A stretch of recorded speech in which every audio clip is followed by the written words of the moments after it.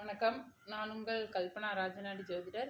இதுவரைக்கும் நம்ம பார்த்தீங்கன்னா, குருவுடன் இணைந்த கிரகங்கள் ஒரு ஜாதகருக்கு எப்படி இப்படியெல்லாம் நடக்கும் அப்படிங்கிற மாதிரி பார்த்தோம். இன்னைக்கு நாம சூரியனுடன் இணைவு கிரகங்கள் எது எது இருந்தால் எந்த மாதிரி வாழ்க்கை அந்த ஜாதகருக்கு இருக்கும் அப்படிங்கிற மாதிரி பார்ப்போம்.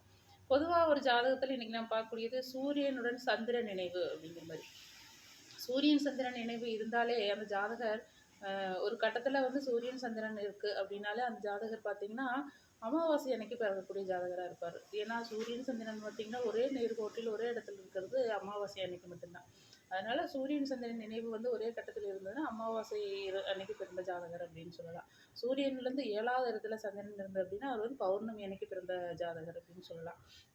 நம்ம ஜாதகரோட வீட்டில் பார்த்தீங்கன்னா அப்பாவோட ஆளுமை அப்படிங்கிறது இருக்கவே இருக்காது. அம்மா தான் ஃபுல்லாகவே அந்த குடும்பத்தை வந்து மெயின்டைன் பண்ணுவாங்க. குடும்பத்தை வழிநடத்தக்கூடிய அமைப்பு அப்படிங்கிறது அம்மா கிட்ட தான் இருக்கும். அதாவது அப்பா வந்து இருக்க மாட்டார். இருந்தாலும் அப்பா வந்து வீட்டில் பார்த்தீங்கன்னா ஒரு எந்த ஒரு பொறுப்புகளுமே இல்லாமல் இருப்பார். பொறுப்பற்ற தன்மை அப்படிங்கிறது அப்பாவுக்கு அந்த இடத்துல இருக்கும். ஏன்னா அப்பா வந்து அந்த இடத்துல வந்து டேமேஜ் பண்ணிடுது. ஜாதகர் எல்லாத்துக்குமே அம்மாவை நாடித்தான் இருப்பார். அவரோட ஃபேமிலியில் எல்லாருமே பெண்கள் வழியாக குடும்பங்கள் நடத்தக்கூடிய அமைப்புகளை தான் இருக்கும். ஏன்னா அவங்க ஃபேமிலி எல்லாத்துக்குமே பார்த்தீங்கன்னா சூரியன் பவராக இருக்கிறதுனால அப்பா மூலிமா அனுகூலங்கள் இருக்கவே இருக்காது. வம்சாவளியே அப்படி தான் இருக்கும். அப்படி இருக்கக்கூடிய ஜாதகர் பார்த்தீங்கன்னா அம்மாவை நாடியே தான் இருப்பாங்க. திருமணமான வீட்லேயும் கூட மாமியார் தான் அவங்க அந்த வீட்டில் பார்த்தீங்கன்னா ஒரு ஆளுமையான நபராக இருப்பாங்க.